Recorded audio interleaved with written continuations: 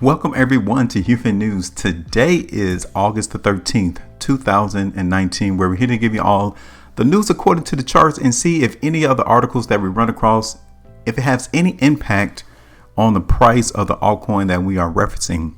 Thank you all for coming to our channel on today. Please make sure if you do appreciate the content to go ahead and hit that subscribe button, like and share these videos, because what we're here to give you the unbiased news for the altcoin space. And we're going to do that today for XRP. I know many people may feel a certain way about XRP, but from our perspective, we're just giving you all the news according to the charts. And based off the conviction of everyone else who places their ideas in the market, lets you know the true identity and the true sentiment of any particular security or asset of that manner. Okay. So we're going to do it today for XRP. Now, this article just came out maybe about 6-7 hours ago, and it's talking about an amendment to a case for XRP being a security. And since that time, the SEC has given out some guidance and framework as to what can be considered a security. So CoinDesk did this article right here on the left side of my screen. We're going to go through it. We're going to look at some of the guidance that the SEC has determined as what can be a security. And then I'm going to leave it up to you all to determine whether or not XRP is in fact a security. So now, title of the article from CoinDesk today reads, SEC guidance gives ammo to a lawsuit claiming XRP is an unregistered security. Okay, so the investors in the cryptocurrency XRP have filed a new complaint against Ripple that marshals the Securities and Exchange Commission own words to argue that the startup illegally sold unregistered securities. So they amended the complaint. It's probably about a year old. This case has been going on, determining whether or not XRP is a security or not, back May 2018. So they had the opportunity to amend their complaint, and they included SEC guidance since then as to XRP being a security. They filed the amended complaint August 5th against Ripple.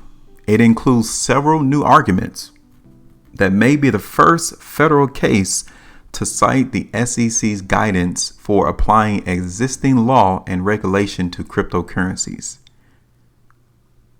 Now, given this new complaint, this new amended complaint, Ripple has to respond. They have to respond to each of the facts that's in the complaint, and they have until September 19th to file a response.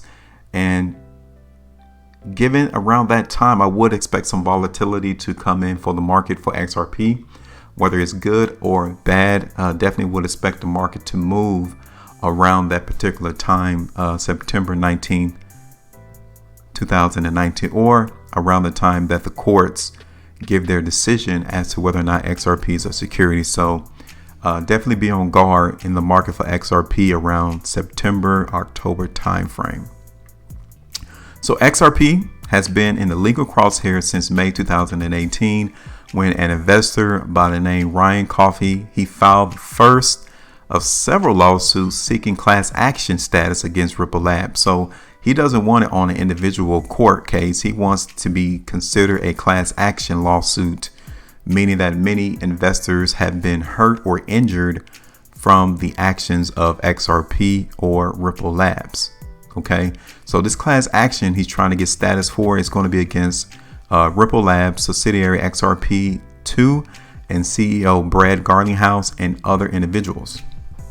Now, XRP is, which Ripple periodically sells, has all the traditional hallmarks of a security. This is what the plaintiff has in his case.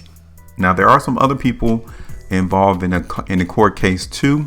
Vladi Zakhanov, Abner Greenwald, and David O'Connor filed similar suits shortly thereafter, and they were combined and moved to a federal court in November because that is what Ripple wanted to do.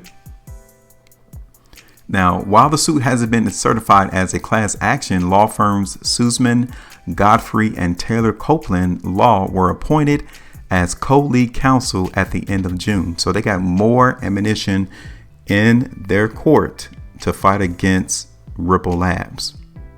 They got investor Bradley Sostak being appointed as lead plaintiff. Now, this is what Shinsky says regarding the amended complaint. It lays out a strong case against Ripple, noting that Sussman Godfrey is one of the best plaintiffs law firms in the U.S.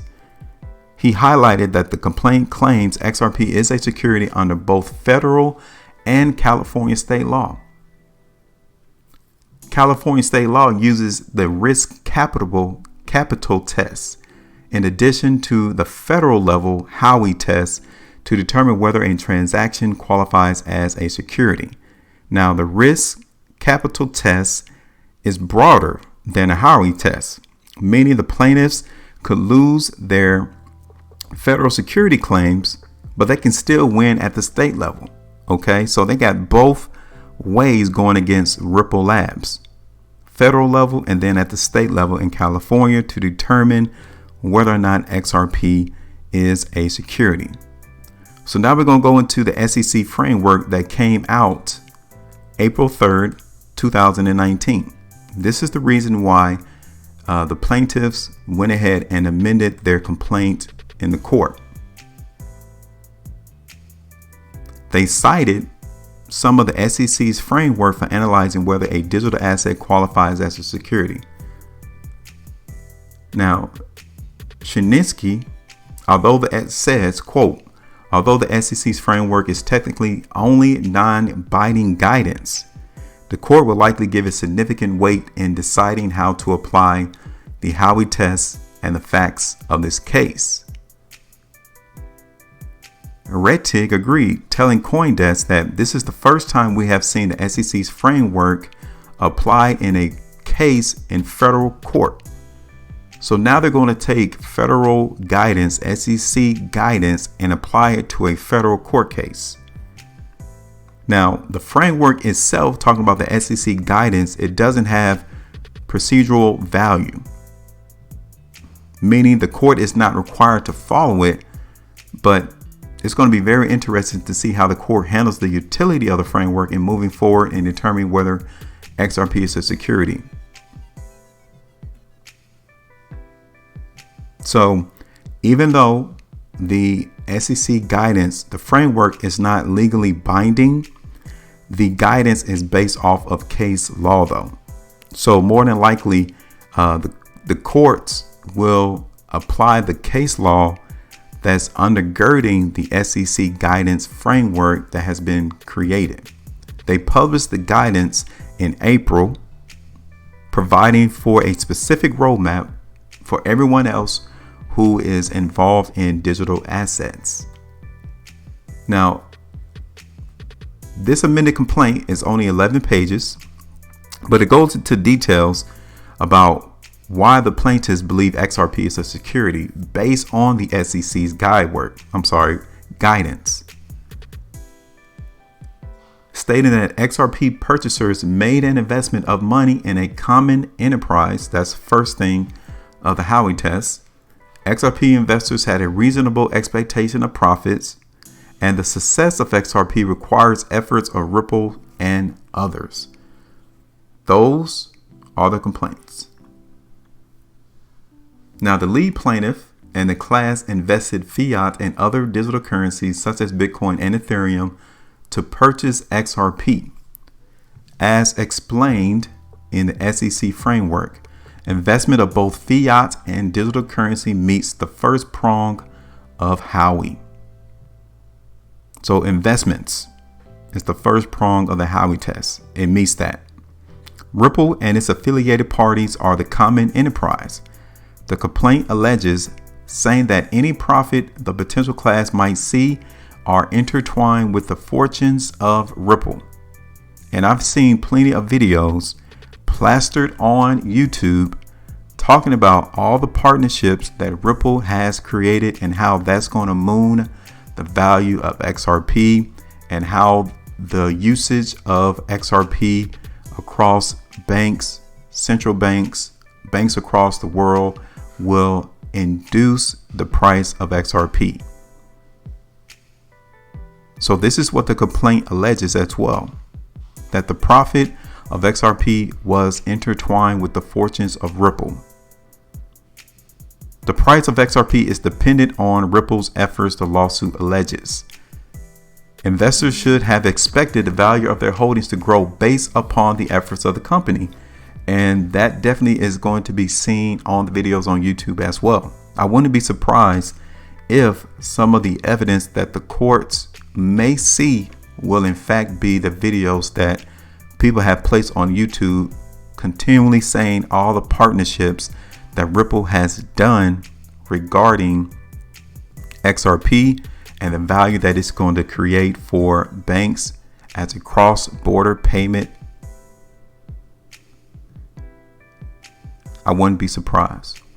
Now, the complaint goes on to mention lead plaintiff and the class have entirely passive roles vis-a-vis the success of the XRP ledger and XRP, rather as the defendants, talking about Ripple, own marketing makes clear.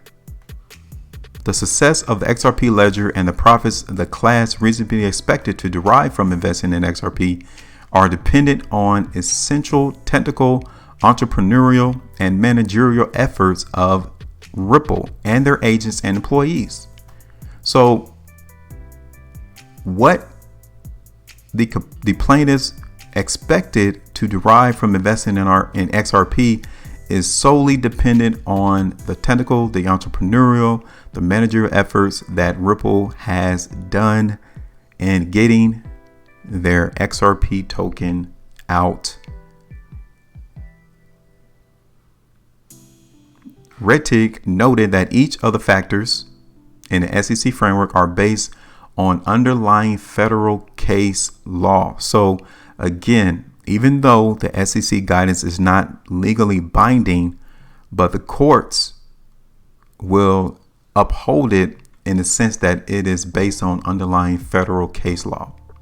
So the litigants will likely rely upon these underlying cases and not simply on the framework itself. So the plaintiffs are not going to really base their new amended complaint off of the SEC guidance alone. They're going to quote and reference other case law that connects the SEC framework to it. And as part of their amended complaint, I also got tweets as evidence to point that the efforts of Ripple was a main focus as to why many people or the investors were expecting the price and value of XRP to continue to move higher.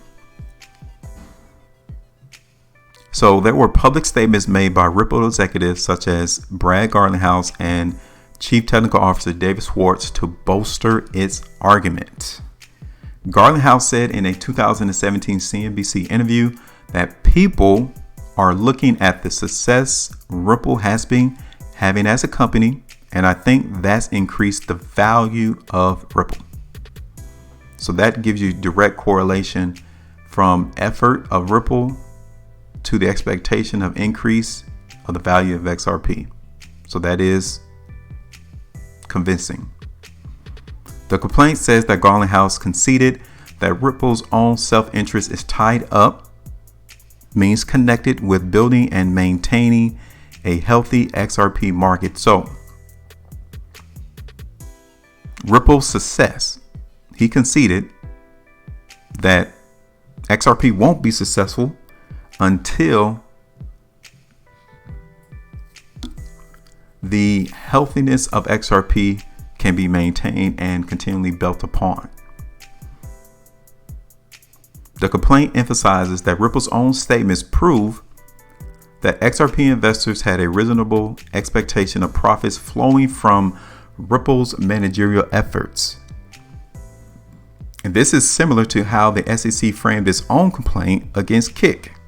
This is the messaging app company that the SEC alleges violated security laws when it raised $100 million during a 2017 token sale.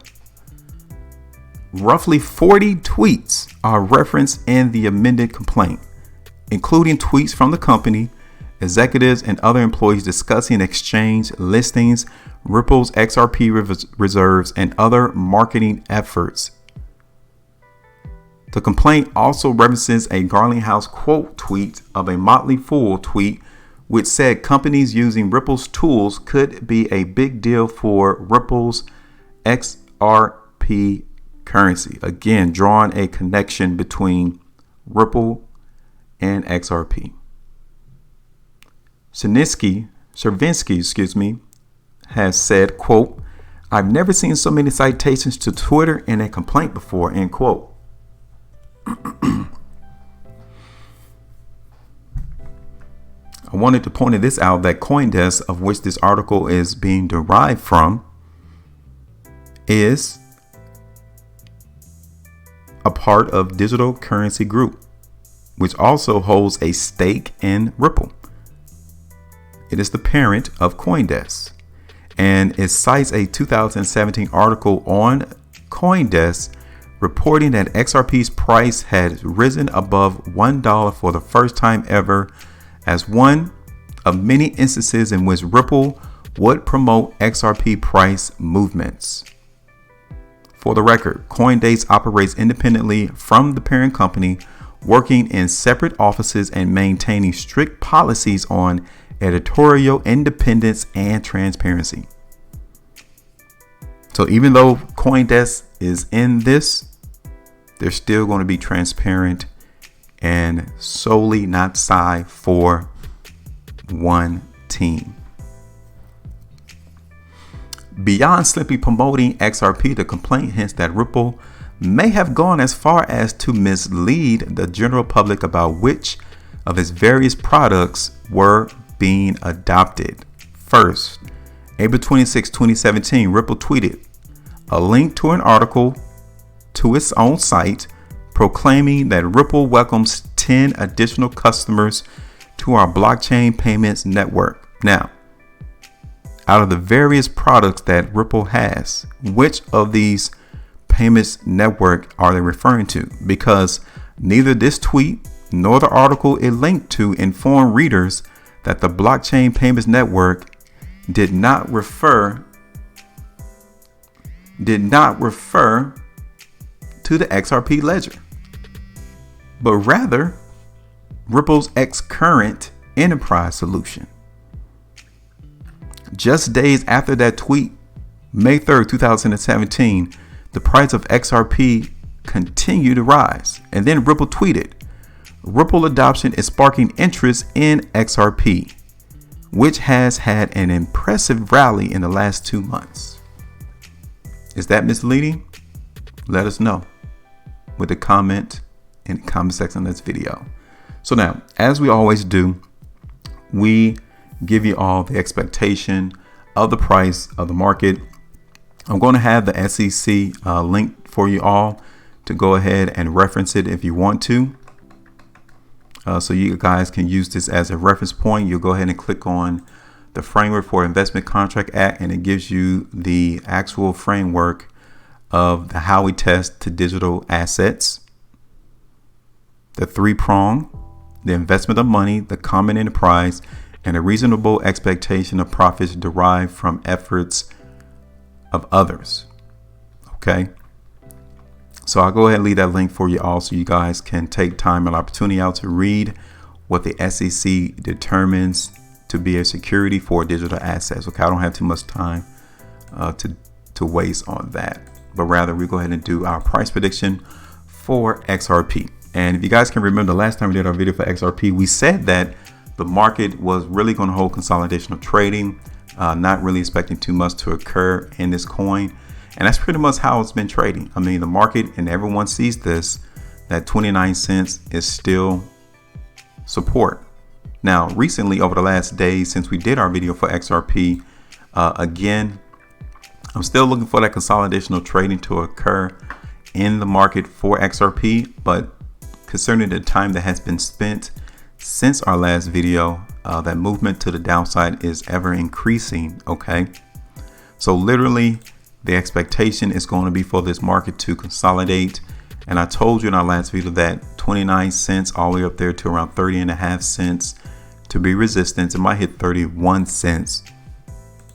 But all in all, the weakness in this market in XRP is still there. We're still looking for this coin to continue its progression to move lower. I'm not going to see a massive move to the downside, but rather I'm going to give you a smaller move. I'm going to hold 31 cents for resistance.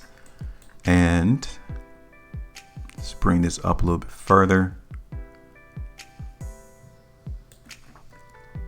And I will hold that area initially for support. Okay.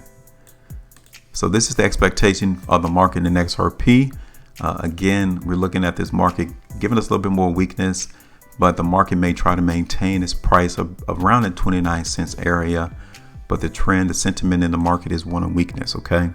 So give us your thoughts, your opinion about XRP. Do you think it's a security?